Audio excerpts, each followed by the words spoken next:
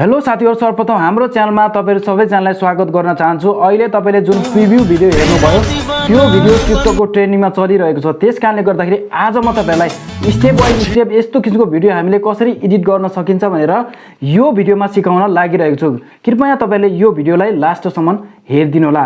अहिलेसम्म तपाईहरु हाम्रो च्यानलमा नयाँ हुनुहुन्छ, च्यानललाई पहिलो चोटी भिजिट गर्दै हुनुहुन्छ भने च्यानललाई सब्स्क्राइब गरेर नजिक रहेको बेल आइकनलाई दबाउन भने नबिर्सिनु होला। अब हामी ढिला नगरिकन मोबाइलको स्क्रिनतर्फ जाउँ। त्यो भन्दा पहिला यो भिडियोलाई एक लाइक गरिदिनु होला। यस्तो भिडियो तपाईहरुले पनि सजिलै तरिकाले एडिट गर्न सक्नुहुनेछ। त्यसको लागि तपाईले आफ्नो फोनमा क्यापकट एप्लिकेसनलाई डाउनलोड गर्नु होला। यति गर्नु भएपछि सिम्पली तपाईले टिकटकलाई ओपन गर्नु होला।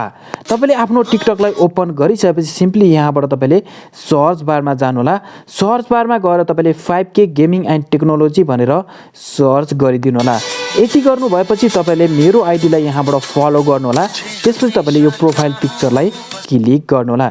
यसरी तपाईले प्रोफाइल पिक्चरलाई क्लिक गर्नु भएपछि यहाँनिर थुप्रै ट्रेन्डिङमा चलेको भिडियोहरू तपाईले देख्न सक्नुहुन्छ। भर्खरै मैले शेयर गरेको भिडियो चाहिँ यो रहेको छ। यसबाट हामी भिडियो एडिट गर्न लागिरहेका छौं। यहाँबाट तपाईहरुले यसै भिडियोलाई क्लिक गर्नु होला।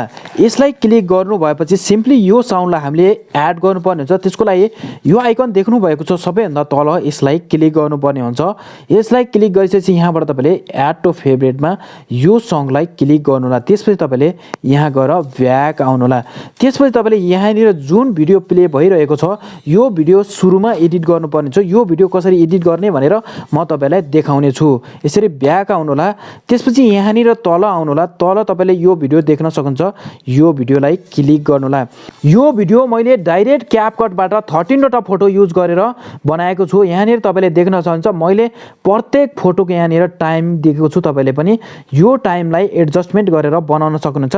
त्यसपछि यहाँनिर तपाईले एनिमेसन पनि तल देख्न सक्नुहुन्छ। मैले बाइसेट टु एनिमेसन र पेन्डुलम टु एनिमेसन एड गरेर बनाएको छु। त्यसपछि यहाँनिर मैले मेटियोर इफेक्ट युज गरेको छु। यदि तपाईलाई क्यापकटबाट भिडियो एडिटिङ गर्न आउँदैन भने यो भन्दा पहिलाको भिडियोहरू तपाईले युट्युबमा हेर्न सक्नुहुन्छ। मैले त्यहाँनिर डाइरेक्ट क्यापकटबाट भिडियो एडिटिङ टोटल सिकाएको छु। त्यहाँबाट तपाईले एडिटिङ गर्न सक्नुहुनेछ।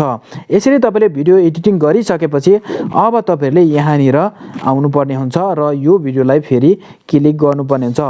यो भिडियोलाई क्लिक गरेर यहाँनिर तपाईले ट्राई टु दिस टेम्प्लेट भन्ने अप्सन यहाँनिर तपाईको सो भएको छ।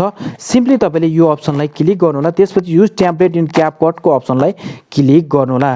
त्यसपछि यहाँनिर यस्तो खालको इन्टरफेस तपाईले देख्न सक्नुहुन्छ। सिम्पली यो युज टेम्प्लेटको आइकनलाई गएर क्लिक गर्नु होला।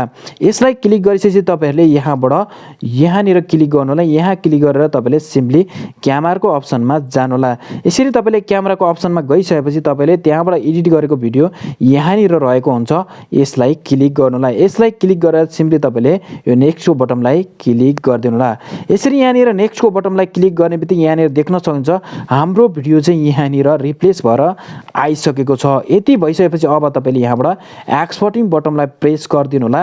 यो एक्सपोर्ट बटनलाई प्रेस गरिसकेपछि यहाँनिर एक्सपोर्ट विथआउट वाटरमार्क भनेको छ। यसलाई क्लिक गर्नु होला।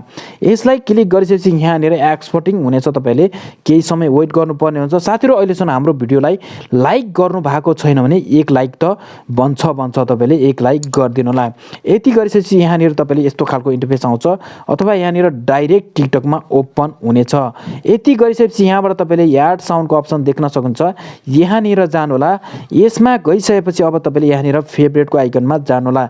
यसमा गइसकेपछि यहाँनिर भर्खरै हामीले एड गरेको साउन्ड यहाँनिर रहेको हुन्छ। यसलाई एड गर्नु होला। त्यसपछि यो भोल्युमको अप्सनमा जानु होला। भोल्युमको अप्सनमा गएर तपाईले यो ओरिजिनल भोल्युमलाई म्युट गरेर यो एड गरेको साउन्डलाई भने 100% बढाउनु होला। त्यसपछि यहाँबाट तपाईले यो डन बटन देख्न सक्नुहुन्छ। यसलाई क्लिक गर्नु होला। त्यसपछि नेक्स्ट बटनलाई क्लिक गर्नु होला। यसलाई क्लिक गरिसकेपछि यहाँबाट तपाईले राम्रो ह्याशट्याग लगाएर यसमा राम्रो क्याप्सन लेखेर तपाईहरुले यसमा पोस्ट गर्न सक्नुहुन्छ। साथीहरु, आजको भिडियो तपाईलाई कस्तो लाग्यो कमेन्ट सेक्सनमा कमेन्ट गरिदिनु होला। यदि तपाईलाई भिडियोले हेल्पफुल भएको छ भने आफ्नो साथीहरुलाई पनि फेसबुक मेसेन्जरमा अथवा जुनसुकै सोशल मिडियामा पनि तपाईहरुले शेयर गर्न सक्नुहुनेछ। र बाँकी दिनहरुमा कस्तो किसिमको भिडियो टुटोरियल चाहनुहुन्छ त्यो पनि कमेन्ट सेक्सनमा कमेन्ट गरिदिनु होला। नेक्स्ट टाइम यस्तै ट्रेन्डिङ भिडियो ल्याउने बाचा साथ तपाईहरुमा छुटिन चाहन्छु। Bye bye.